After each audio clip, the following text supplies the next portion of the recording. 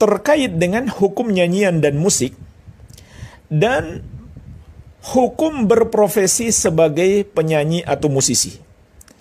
Maka ini hukumnya haram berdasarkan dalil-dalil Al-Quran dan Sunnah dan keterangan-keterangan para ulama dari 4 madhab.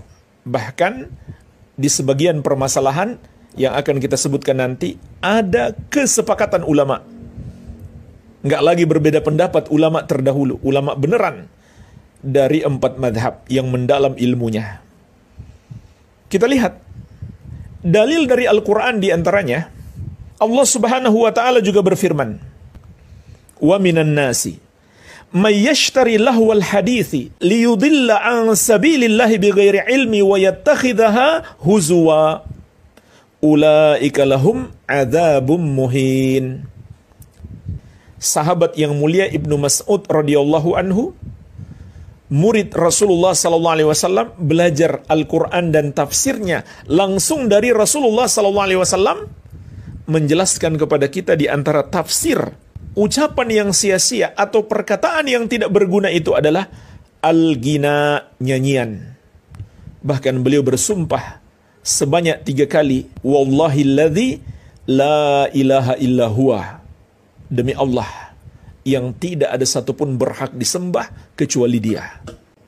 Imam At-Tabari dalam tafsir beliau juz ke-21 halaman 39, begitu pula Ibnu Katsir dalam tafsir beliau juz ke-6 halaman 330 menyebutkan riwayat ini. Ibnu Mas'ud radhiyallahu anhu bersumpah 3 kali. Yang dimaksud dengan ucapan sia-sia atau perkataan yang tidak berguna yang Allah larang dalam ayat tersebut adalah nyanyian. Adapun dari hadis juga sangat banyak. La yakunanna aqwamun min ummati yastahilluna al-hira wal harira wal khamra wal ma'azif. Dalam riwayat yang lain yang dikeluarkan oleh Imam Ibnu Majah, juga dari sahabat yang mulia Abu Malik Al-Asy'ari radhiyallahu anhu, dan terdapat dalam kitab Al-Mishkah nomor hadis 4292. Rasulullah sallallahu alaihi wasallam mengatakan, la yashrabanna nasun min ummati al-khamra yusammunaha bi ghairi ismiha yu'zafu ala ru'usihim bil ma'azif wal mughanniyat. Kepala-kepala mereka berlenggak-lenggok, bergoyang-goyang, dihibur dengan alat-alat musik dan para penyanyi wanita. Yakhsifullahu bihimul ard wa yaj'alu minhumul qiradata wal. Assalamualaikum warahmatullahi wabarakatuh. Ikhwanan dan muslimin yang dimuliakan Allah. Di dalam video tersebut Ustaz Sufyan yang merupakan salah satu Wahabi mengatakan bahwasanya profesi sebagai penyanyi, profesi sebagai musisi itu diharamkan. Beliau mengatakan bahwasanya pendapatnya ini bukan murni pendapatnya, akan tapi dia berlandaskan berapa ayatnya Al-Quran, kemudian berlandaskan berapa hadis Nabi Muhammad SAW, dan juga beliau mengatakan bahwasanya pendapatnya itu diambil dari berapa pendapatnya ulama fikih, terutama di mazhab Syafi'i, begitu katanya. Setelah saya lihat, ternyata di dalam ayat Al-Quran yang dia sampaikan, yang merujuknya di dalam kitab At-Tabari dan kitab Ibnu Katsir, ternyata di sana kalau kita lihat dan kita perhatikan tidak ada redaksi yang mengatakan bahwasanya diharamkannya bernyanyi atau alat-alat musik. Akan tetapi di sana itu cuman menafsiri lafaz lahwal hadis ditafsiri dengan al-ghina dan mazamir menurut sebagian sahabat dan menurut sebagian mufassirin seperti itu.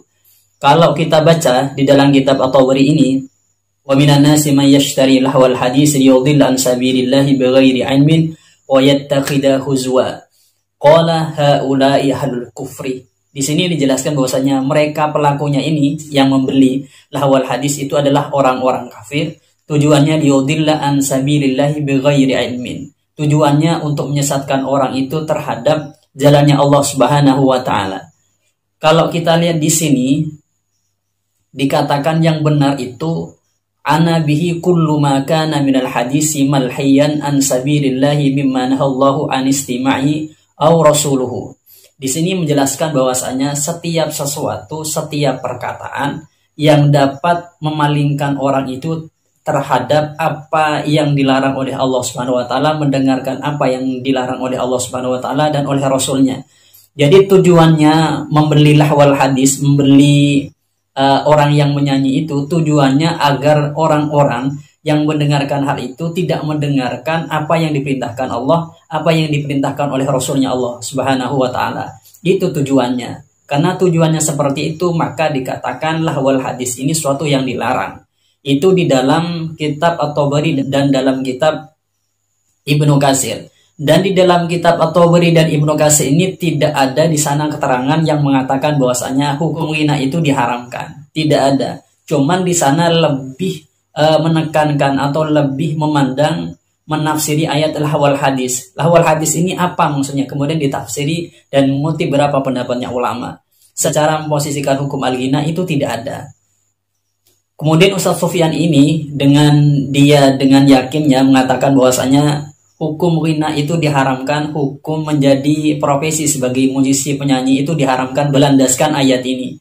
Ustaz Sufyan ini menurut saya setelah saya pandang beliau ini adalah orang yang termasuk orang yang man qala bi ra'yihi falyatabawa maq'adahu minan nari, atau kalau bahasanya itu man qala al-Qur'ana bi ra'yihi falyatabawa maq'adahu minan nar. Barang siapa yang menafsiri Al-Qur'an dengan ra'yinya, maka dia akan mengambil tempat duduk di dalam api neraka.